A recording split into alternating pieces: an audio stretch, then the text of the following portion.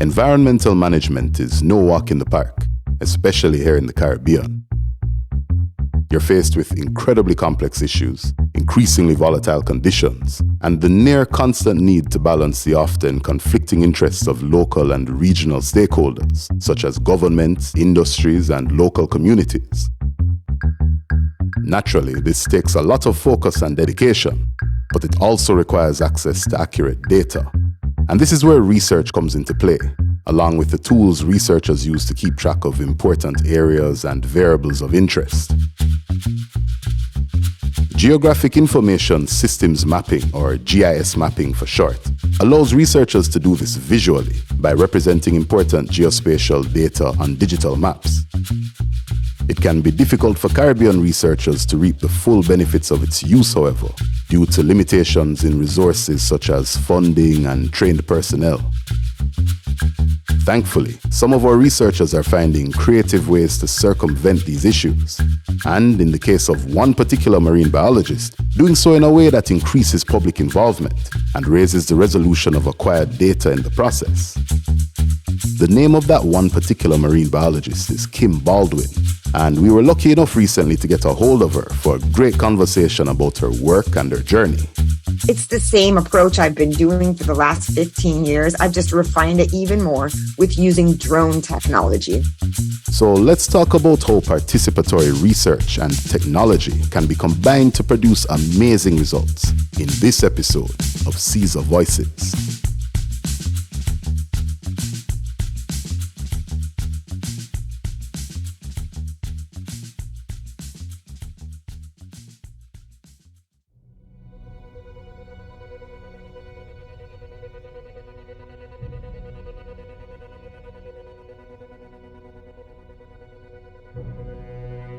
There are some people in this world following career paths they've dreamt about since childhood. People who've always known they'd be doing what they're doing today. And then there's Dr. Kim Baldwin. So I didn't grow up as a kid wanting to be a marine biologist. It was something actually that just came out of default. I did a first degree I'm a hardcore scientist. I was pre-med in biology. At university, my undergrad, I just kind of freaked out and realized I didn't want to be a doctor. I didn't want to be in a hospital. I didn't want to be inside. I didn't want to go to school for all these years. I just kind of had a meltdown. So I saw a counselor and she said, well, what are you passionate about? What do you love? And at that point in time, I just got into diving. I loved the ocean. I grew up in the water, on the beach, camping outdoors. I loved field work and science. I'd always loved field research. So I said, I really love those sorts of things. And she said, well, she looked at everything I did. And she said, well, if you stay an extra semester, you could switch your degree to marine biology. And you could maybe become like a park ranger or work outside doing field research. And I thought, well, perfect. Kim presents a solid example of the fact that you can absolutely change course if you don't like where you're going, as long as you're willing to put in the work. I wanted to travel around the world and do research in other countries. So in order to do that, you had to be a dive master and you had to be a lifeguard and you had to have first aid certifications to be doing these field jobs. So I just went and got every certification. I started volunteering at the local aquarium, cleaning fish tanks. So I had some sort of marine biology internship.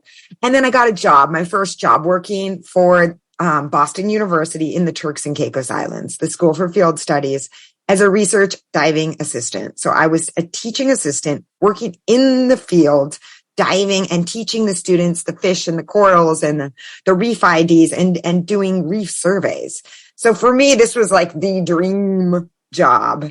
And so I didn't know anything about the Caribbean. I didn't know anything about Turks and Caicos, but I was like, this is the opportunity I've been looking for. And within 30 days, I packed up my bags and I headed to the Caribbean.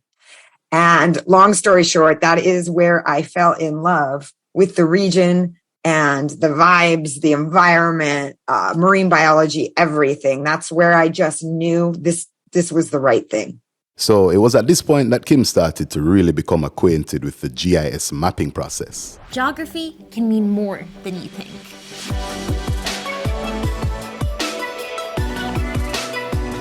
It's fighting climate change. It's challenging inequality.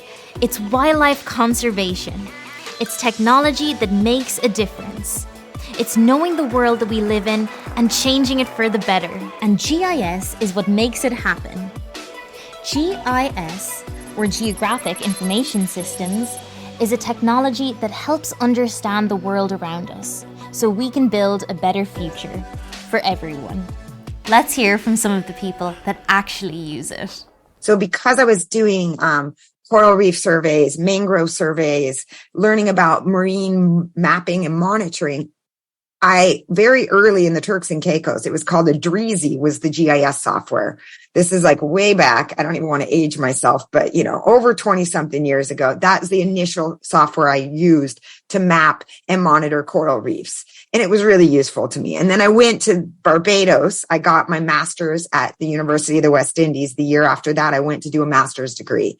And then when I was in exchange for that master's, I had to work for the university, for the scholarship, because I had a scholarship. And so as part of this scholarship, I had to do dive surveys, environmental impact assessments for the government of Barbados and the university. And they were not using GIS. And I was just started getting into that. So I integrated our reef mapping surveys in Barbados, which have been going on for 35 years at that point, and started spatialized mapping them. And so I really got into the integration of mapping with this environmental monitoring, but it was really expensive and it was really hard in the Caribbean because we didn't have big money to buy satellite imagery, or the satellite imagery that existed for the islands was really blurry or under clouds. And so there was always this kind of like, this could be potentially great, but we're not quite there. This is where we start to really see how innovative thinking can help clear some of the hurdles facing Caribbean researchers. The FAA estimates that some 10,000 commercial drones will be flying in the nation's skies within 5 years. As more and more drones take to our skies, Congress has ordered the FAA to come up with rules to fully integrate drones into the nation's airspace by 2015. So in 2015, when commercial drones started getting hot, both my brothers are photographers. One's a YouTuber, one's a surf photographer. I'm like, nerdy scientist. I wasn't a gamer. I wasn't into tech, but all three of us at the same time, when those drones came out, realized ways we could start using drones. And for me, I heard that you could put this thing up and you could get pictures and you could actually be creating maps in real time. And I thought we've been paying people big money to do this in remote sensing. I've been doing this over the years, at that point, about 10 or 15 years. With government agencies hiring planes to collect the data, and it would take months and $500,000. And I thought, this is too good to be true. So at that point, we grabbed onto this technology. I quickly learned it, became one of the first 750 women in America to get my commercial drone license back in 2015, 2016, right as soon as the industry opened, and learned and got my first job actually training people in the Caribbean that year. The Nature Conservancy trained me to do the environmental mapping and become a trainer of trainers. So I actually launched my first drone training class in 2016 for the government of Antigua and Barbuda. Introducing drones to the GIS mapping process in the Caribbean was a real game changer, especially because it increased accessibility and created additional avenues for community involvement in the research process, something Kim prioritizes in her research. Participatory GIS, or even a participatory approach in general to environmental management, is definitely something that is probably the core of where my passion is.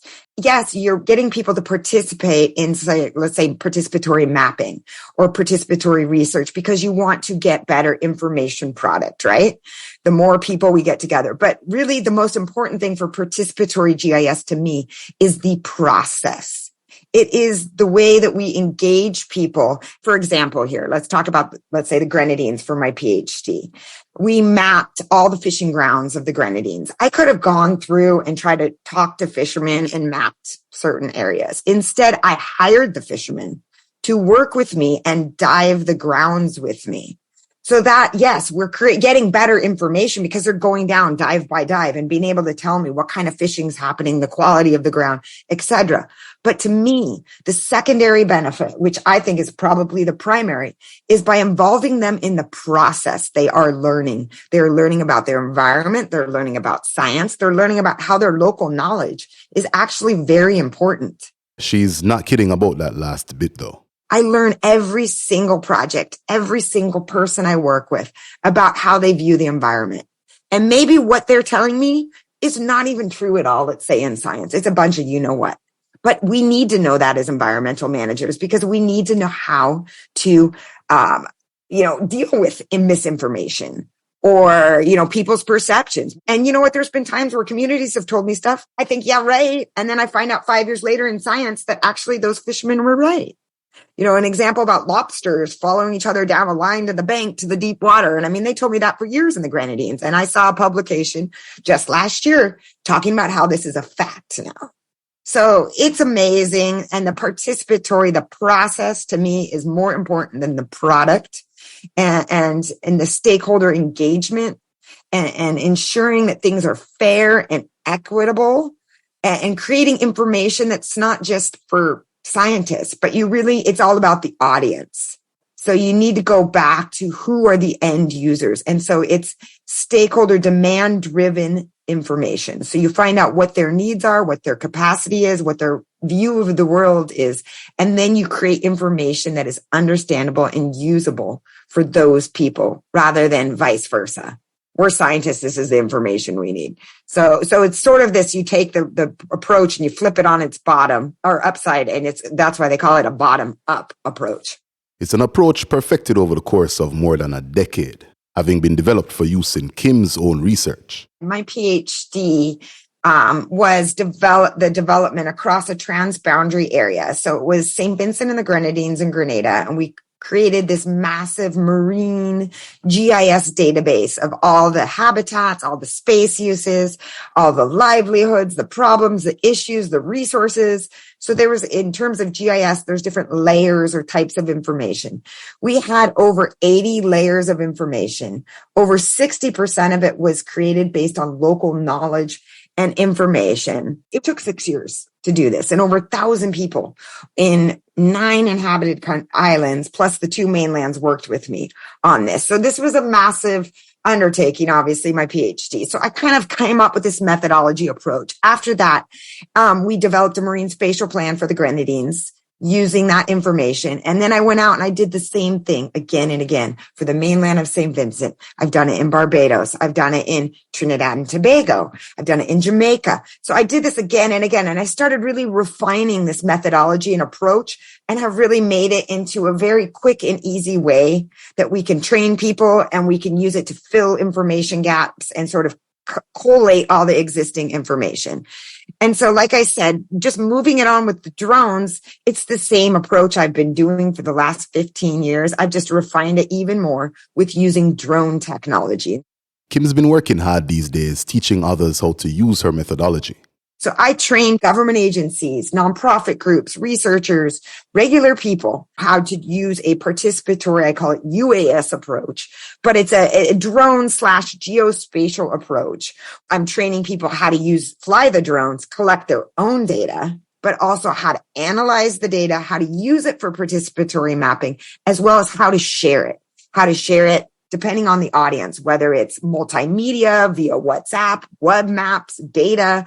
So again, you really have to go back to the audience, the end user, and determine what data and information do they need. But I teach people the whole process so that they can retool this, whether it's for climate change or disasters or agriculture. It's the same sort of approach. And I'm teaching them the critical thinking skills that they need so that they can retool this any which way that they need. Kim's work goes a long way towards demonstrating the widespread utility of drone tech, which hasn't always had the best reputation. For weeks, people living in parts of Colorado and Nebraska have seen mysterious drones flying near their homes. Well, now those residents are getting a bit uneasy. Today, we're looking into the specifics of drone pilots' rights, as well as the rights of the people around them. Drone debate comes to the state capitol. Do the high-tech flyers invade our privacy? At least one California legislator thinks so. It says we need a law to stop them. A few years ago with drones, people were very nervous because they were worried about privacy and this and that. And I was actually just speaking to a student group on Friday and explaining to them that actually that has really changed dramatically in the last 3 to 5 years in the Caribbean. Barbados, where I'm from, we have a ban that's now being lifted. A lot of the countries now are getting their policies in place, and the average person isn't so skeptical. The average person is getting more excited when they see drone technology and they're understanding it's not just this stupid little toy. It's actually a very useful tool that makes our jobs safer and more effective and efficient. Kim's community-centered approach has the potential to help tackle a wide array of issues for all kinds of people. And this hasn't gone unnoticed. It's definitely spreading. I would say when I did my PhD, when I started it, which was like back in 2005, 2006, and like I said, I went to about 2012. Then we did the MSP the next 2 years after that. It started growing a lot more. I got really into participatory GIS. It was not being heavily used in the Caribbean or in the marine environment. It actually has its roots from Africa and agricultural systems. So in recent years, with the advent of sustainable development, the blue economy, marine spatial planning, all these buzzwords that we're hearing, having participatory research and inclusion of stakeholders and multi-knowledge information, transparency. Participatory GIS is underpinned by those good governance principles, which is why it's always been so close to my heart, because I do believe that that is the key to effective environmental management. We do need to incorporate and bring in social and economic needs. Even if we only solve 50% of the conservation problem, if we don't have that buy-in socially and economically, we're not going to get that far. And this isn't Kim simply expressing her opinion. Remember, she's a researcher.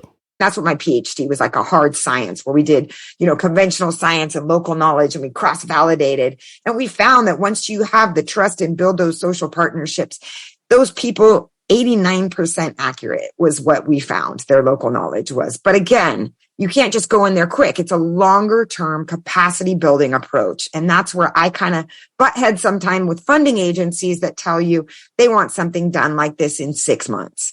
This is something, and this is hard too with governments and ministries because they're flipping and they're switching. It's like they're trying to get these agencies, and I will give the United Nations FAO huge credit because they have let me in the last few years develop a longer term approach and course where I could slowly build that capacity and actually get a team of people that are capable. And that's really rewarding to me, is that longer term. I don't want to just go in quick and dirty. To me, that's not even worth it. This reminds us that there are some issues that need to be addressed directly for an approach like this to work efficiently. First of all, the Caribbean context in general is not super pro sharing and open access of data, which is a shame because it has been scientifically shown many places over, especially in the participatory GIS world, that by collaborating and sharing data is much more powerful. The sum of the parts is much more powerful than each piece on its own. And just trying to get through on that level, that open access to data, is what holds us back in the Caribbean. Now, this is a principle near and dear to our hearts here at CESA. Although, as Kim points out, we can't really be one-sided when considering an issue like this. You need to be careful in participatory GIS because data is power. It can be disempowering to people to have information as well. You can hurt the people that you gave the data to, So there's ethical considerations you really need to think about in terms of data. While we're on the topic of data, we may want to consider the massive amount of it being collected and processed in Kim's line of work. Which brings us to another challenging issue. Finances, I think, is a big one. Financial challenges, but also technological challenges. And if we talk about data and information, GIS, drones, in order to have this stuff going and working on national and regional levels, we need to have storage space, right? We need to have remote servers. We need to have high-powered computers. We need to have centralized databases and sharing portals. Every time I fly a drone, I'm probably collecting up to 10 gigs of data per day. Now, you've got a team of people out there flying, like in St. Lucia, they're mapping and they're just about to complete mapping the entire agricultural lands of the entire country in less than a year. That is several terabytes of data that they need to have hosted and share. And then if you want to be able to have platforms to share it, I mean, think about that. So there's some of the challenges is like, we don't have this big computers and we don't have the storage space infrastructure. Of course, even with all the money and equipment in the world, there's one factor that's always going to pose its own challenges. The other challenge that the Caribbean has is our environment. We have rough environments, let's say for drone flying. It's windy, it's humid. We have a lot of areas in different islands that have no data. It's off the grid, right? You know, so the accessibility, the rugged terrains, you know, in Dominica, I was working with farmers there. They're farming up on the cloud forests, up on the tops of the mountains, you know, and very hard to get to places. Yeah, the Caribbean doesn't always present the most straightforward operating conditions, especially when you consider the coastal environments that are often being mapped. And this is something Kim is actually trying to address directly. One of the new training courses I am going to be launching this year is a participatory UAS, so drone and geospatial approach to using drones for the blue economy and marine spatial planning in the Caribbean. Okay, I know that was a lot, but Kim can explain. You know, mapping reefs and mapping coastal areas is much different than mapping the land terrestrial areas. One, because when you are mapping, you're taking hundreds of pictures and then the drone software has to stitch together these pictures into one map. And so it needs certain points on each picture to snap together. They're called key points, or stitch all the pictures into the map. Now, when you're going over water A is very homogeneous. A lot of times, especially if there's glistening and glare on the water, everything looks the same. So there's a lot, it can be rough if there's winds and things move like boats, and so it's kind of harder to stitch. So there's a little unique, let's say, approach you need to have in terms of time and day and tide and other considerations. So I'm developing this more marine-based, participatory environmental mapping approach. And I was working in Belize for a month and in Barbados for the last month, collecting a lot of field data, collecting data to see how far offshore, just using regular DJI drones. At this point in time, I'm using the Air 2S. So it's a photography mapping drone, but, you know, like a $1,500 drone. So just an off-the-shelf drone that doesn't have any special payload or any special multispectral camera. So it just has a regular RGB photo camera on it. And we were testing it to see how far off can we go? How deep can we read reefs and seagrasses and mangroves? And so basically I've been compiling a whole portfolio of the various ways drones can be used for marine spatial planning and to support the blue economy, whether it's offshore wind energy or using it for climate change, disaster management, you know, mapping critical areas, livelihoods, marine parks, surveillance, enforcement. So I'm going to be presenting this whole portfolio of the ways that it could potentially be used. The goal here at the end of the day is to empower those who want to take action in their communities. And people do. The more I talk to my friends and family and people I know around the world, the average person's really interested in how they can help. So I think public participation, finding ways to engage people, to work with local communities, to have early warning network systems. A lot of the stuff I do is participatory. It's the process. It's getting the community members to know who in government to call to when there's a problem, and vice versa. Who in government, who to talk to down on the ground, and getting those foot soldiers out there and building the social networks we need to be effective. And, you know, we have the brains. We've got people that are trained. We need the connectors. We need social scientists. We need people that can deal with people. People skills are so represented in science. So, you know, I think you need to realize if you want to be a scientist, you don't have to be in a lab coat. You don't have to be some nerd. You could just be good with people. You could be good with videos and storytelling, whether you're a drone photographer or you're a scientist doing field surveys using the drone data. You could be a fisherman and doing your job, but just be one of those foot soldiers that, you know, calls the right people when it needs to be done. It's important to remember that there is a wide range of ways to tackle the many issues affecting our shared environment. In fact, some would say it's crucial. I think we've realized as scientists or government agencies, I work a lot with government agencies, that we can't do this all on our own anymore. I think there was an approach, and as well as we can't just take a scientific approach. We've got to use a wider approach incorporating social, economic needs. And again, that's where blue economy changes a little bit from sustainable development. It's how can we get, let's say, private investors and alternative blue bonds and these other funding schemes to support sustainable development. I think by teaching people and showing people the role that they can and should be playing in terms of environmental management is extremely important. And so again, I believe that by building everybody's capacity to use technology and use off-the-shelf mobile apps and tools such as drones, web maps, that we can all play a role. It's all a matter of unconventional thinking, which, as Kim points out, is an almost natural part of working in the Caribbean. The reason why I think I love going to school there and working in the Caribbean is it teaches us to think out of the box. We are more resilient. We are not used to this turnkey solution because we don't have the money or we don't have the skills. We don't have the tech, and I won awards doing my PhD because I created things.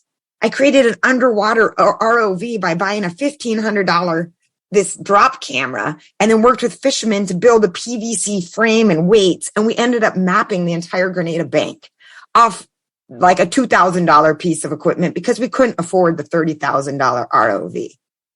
So little things like that. That's why I love, and I tell the students that I work with and all my students, whether the university or not in the Caribbean, take it as a strength, not as a challenge. Use it as a way to grow.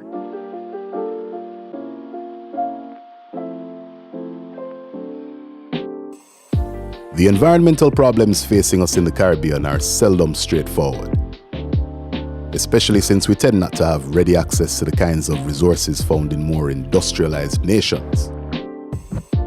But if we can think creatively, embrace new technology, and truly act as a community, we can always develop effective new solutions.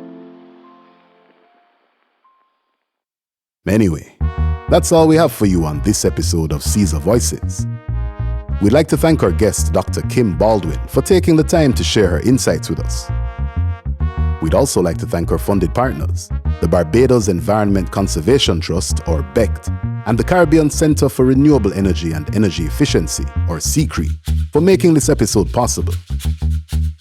BECT aims to help Barbados reach its national development goals by supporting local initiatives aimed at environmental sustainability, while CCRE promotes renewable energy and energy efficiency investments, markets, and industries in the Caribbean. Of course, we'd also like to thank our listeners for tuning in to the Caesar Voices podcast. If you like what you've been hearing so far, please feel free to give us a rating wherever you're listening. We'd also like to remind you that you can visit our website, caesarjournal.org/donations, to lend your financial support.